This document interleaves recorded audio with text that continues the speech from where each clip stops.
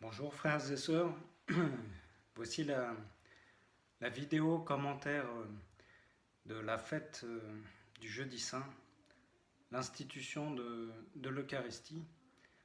C'est aujourd'hui ce dont nous faisons mémoire, la mémoire aussi de l'institution des apôtres et de leurs successeurs, des ministres qui donneront les sacrements.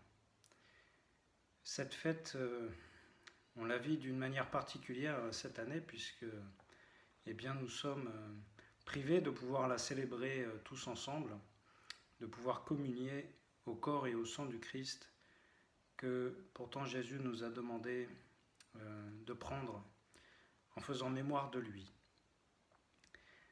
Alors cette privation, on ne doit pas la provoquer, mais lorsqu'elle nous est imposée, nous pouvons malgré tout creuser en nous le désir de cette communion et la vivre avec la grâce de Dieu. Je vais maintenant lire l'évangile de Jean qui accompagne cette fête. Le Seigneur soit avec vous. Évangile de Jésus-Christ selon saint Jean. Gloire à toi, Seigneur.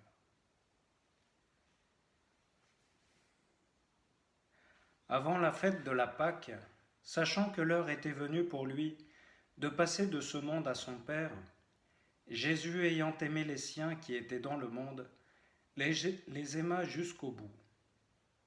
Au cours du repas, alors que le diable a déjà mis dans le cœur de Judas, fils de Simon, l'Iscariote, l'intention de le livrer, Jésus, sachant que le Père a tout remis entre ses mains, qu'il est sorti de Dieu et qu'il s'en va vers Dieu, se lève de table, dépose son vêtement et prend un linge qu'il se noue à la ceinture.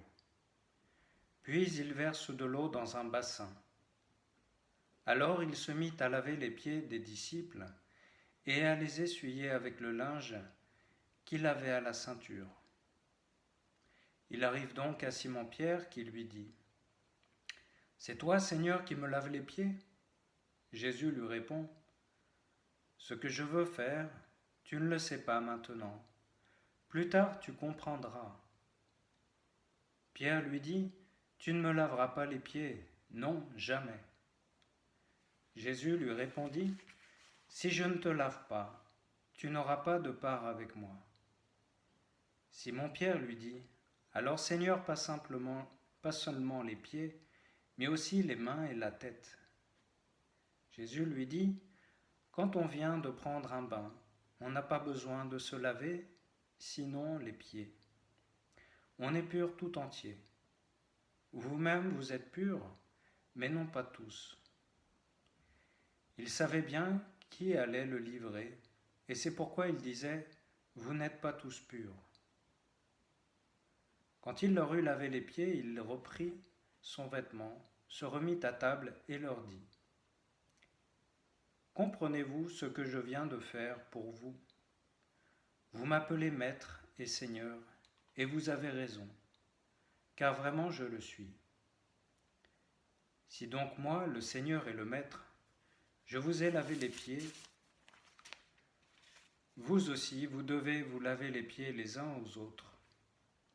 C'est un exemple que je vous ai donné, afin que vous fassiez vous aussi comme j'ai fait pour vous. » Acclamons la parole de Dieu. Louange à toi, Seigneur Jésus. Voilà, frères et sœurs, pour cette célébration de cette fête de l'institution, de l'inauguration de l'Eucharistie, de la messe, nous n'avons pas le récit des paroles qu'on entend à la messe. Prenez, ceci est mon corps livré pour vous. Et puis, prenez, ceci est mon sang versé pour vous. Nous n'avons pas ces paroles chez saint Jean. Il y a 4 évangiles. Dans les 3 premiers, on trouve ce récit où Jésus partage le pain, le présente comme son corps, le présente à ses disciples pour le manger. et de même pour le vin. Chez Saint Jean, nous avons à la place de ce récit, eh bien, celui que nous venons d'entendre. Saint Jean, il a écrit bien plus tard que les autres. Et on peut supposer que lorsqu'il fait ce choix de rapporter ce geste de Jésus, c'est comme pour faire un rapprochement entre l'institution, les paroles de consécration du pain et du vin que nous devons faire en mémoire de Jésus, de son sacrifice, du don de sa vie. Il fait un parallèle avec ce geste de Jésus qui vient donner le sens aussi à ce que nous vivons à la messe. Une question qu'on peut se reposer de temps en temps, pourquoi aller à la messe? Peut-être que, et pour beaucoup, la réponse est évidente, mais je crois que aujourd'hui la messe est peut-être trop mal connue. Mais si je désire recevoir les fruits de l'Eucharistie, de la messe, c'est pour pouvoir communier au cœur de Jésus. Je vais développer avec ce passage chez Saint Jean. On est à un tournant dans l'Évangile et d'une certaine façon, avec ce repas, Jésus va commencer un long discours qui nous est rapporté par Saint Jean. Et Jésus est venu montrer comment lui aime avec l'amour de Dieu. Et il va former ses disciples durant les 3 ans. Mais les disciples ne sont pas mûrs encore. Ils ne sont pas finis d'être formés. Et Jésus va nous donner 2 clés pour vivre l'Eucharistie, pour vivre la messe. Premièrement, pour aimer comme Dieu aime, il faut recevoir un amour qui vient de Dieu. Il est la source. Il dira plus tard dans le récit, « Sans moi, vous ne pouvez rien faire ». Si on veut vraiment aimer, frères et sœurs, on ne peut pas le faire sans Dieu. On ne peut pas le faire sans Jésus. On peut aimer avec nos forces, mais ce sera toujours dérisoire en comparaison de ce qu'on peut déployer avec notre propre cœur, mais avec la grâce de Dieu. Ça, c'est le premier point. Il faut accepter de recevoir de Dieu sa grâce. Compter sur sa grâce. On voit bien que Pierre, dans le récit, je ne sais pas si vous avez remarqué un petit peu cette attitude intérieure où Pierre dit non, tu ne me laveras pas les pieds. Comme pour dire non, sans façon. Il fait des manières. Comme pour dire qu'il ne veut pas abuser, il ne veut pas trop en demander. Et Jésus, là, à travers cet évangile, nous montre que si, c'est incontournable. On ne peut pas donner Jésus si on ne le reçoit pas d'abord. On ne peut pas accomplir le service en Jésus si d'abord on ne le reçoit pas de lui. Ça, c'est le premier point. Si je viens à la messe, c'est pour me laisser sauver. Alors vient la deuxième partie où Jésus m'invite à être un sauveur avec lui. Ça, c'est le deuxième point. C'est deux choses qui nous permettent de vivre, de comprendre pourquoi je vais à la messe. C'est pour recevoir de Jésus son pardon, me laisser sauver par lui, recevoir sa grâce. Alors, je pourrai aimer comme il aime. Et c'est le seul but de l'Eucharistie, c'est si on désire aimer comme Dieu aime, aimer comme Jésus, on a besoin, il faut recevoir ce sacrement de l'Eucharistie. Ou quand on en est privé sans que ce soit volontaire, à travers la communion spirituelle, eh bien le Seigneur donne ce qu'il veut donner. Mais le Seigneur voit les attitudes de notre cœur. Et le fait d'avoir vécu la messe a formé notre cœur à le rejoindre pour recevoir sa grâce. Donc Pierre n'est pas mûr, comme les apôtres.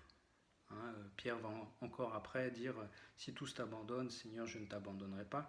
Il va devoir faire l'expérience qu'il est nul, même s'il avait un désir sincère de suivre Jésus. Il n'y arrive pas.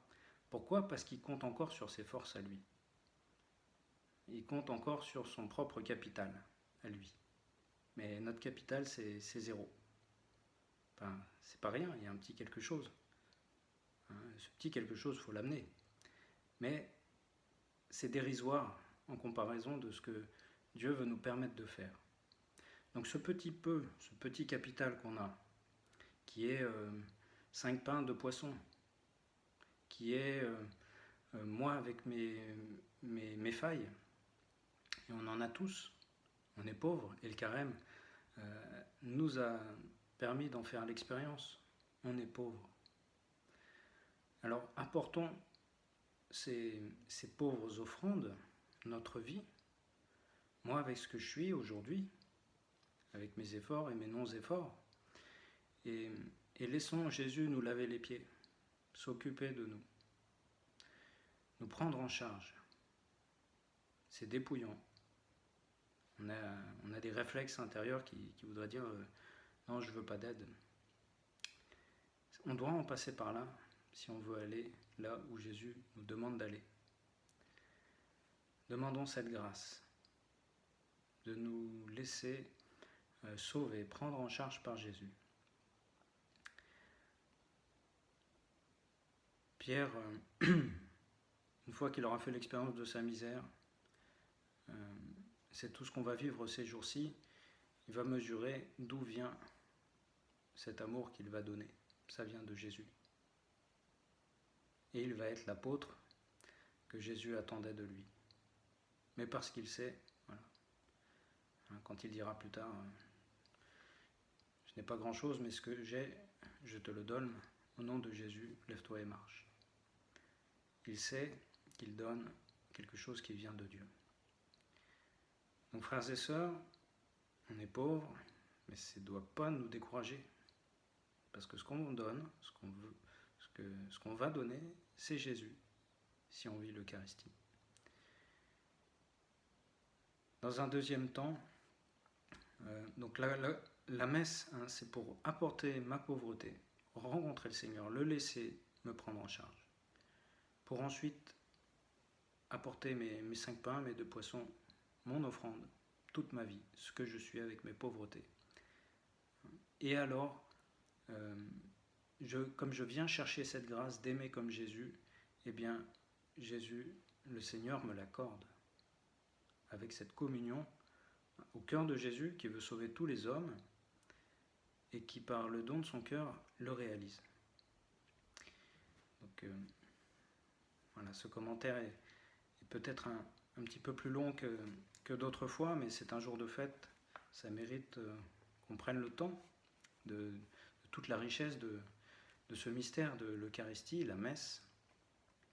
Si je veux aller à la messe, c'est uniquement parce que je désire aimer comme Jésus. C'est ça, le sens de l'Eucharistie. Jésus est venu nous appeler à ses côtés, être établi en présence de la gloire et de l'amour de Dieu, mais pour à notre tour partager ses sentiments et être sauveur avec le Sauveur, l'unique Sauveur.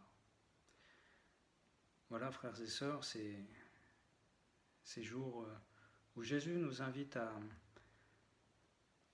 bien grandir dans cette communion avec sa passion pour les hommes, sa passion pour notre cœur, à chacun.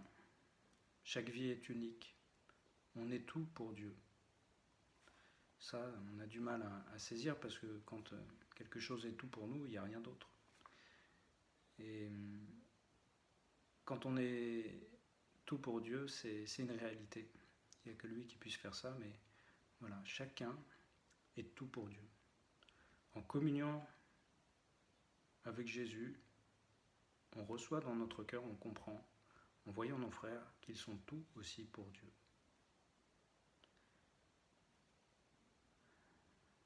Nous allons veiller cette nuit avec Jésus qui invite ses apôtres, Pierre, Jacques et Jean, à veiller, parce que humainement, Jésus traverse une angoisse insondable,